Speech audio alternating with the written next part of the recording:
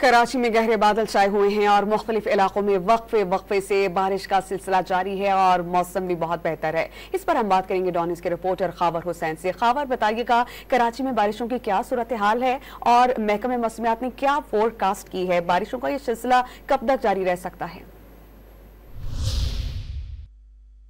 कराची भर में बारिशों की जो पेशगोई की गई थी गुज़िश्ता 2 रोज से जारी है। आज भी सुबह के औकात में कराची में मुख्तलिफ इलाकों में कहीं हल्की बारिश और कहीं तेज बारिश रिकॉर्ड हुई थी और अब शाम के औकात में ये बारिश का जो सिलसिला है शहर भर में जारी है। इस वक्त कराची के मुख्तलिफ इलाकों की अगर बात की जाए तो कोरंगी, लांढी, मलीर, क्लिफ्टन, डिफेंस और इससे मुलिका इलाके, सदर टाउन, लियारी की बात की जाए। इसी तरह से north Karachi, new Karachi, Surjani town में बारिश हो रही है। नॉर्थ नाजमाबाद में इस वक्त बारिश हो रही है। इसी तरह से गडाफ टाउन और बहरिया टाउन की बात की जाए, गुलशन मेमार की बात की जाए तो वहां पर भी इस वक्त बारिश हो रही है। कहीं हल्की कहीं तेज बारिश रिकॉर्ड की जा रही है। महकमा मौसमियात की जानिब से यह भी कहा गया है कि ये बारिश आज रात को जो एक स्पेल शुरू होने वाला है वो काफी ज्यादा खतरनाक है। अगर वो शहर में बरसता है तो तकरीबन 200 मिलीमीटर से ज्यादा बारिश रिकॉर्ड की जा सकती है। उस हवाले से एहतियाती तदाबीर के लिए भी शहरियों को अलर्ट रहने के लिए कहा गया है कि वो ज्यादातर घरों में रहें, गैर जरूरी तौर पर घरों से ना निकलें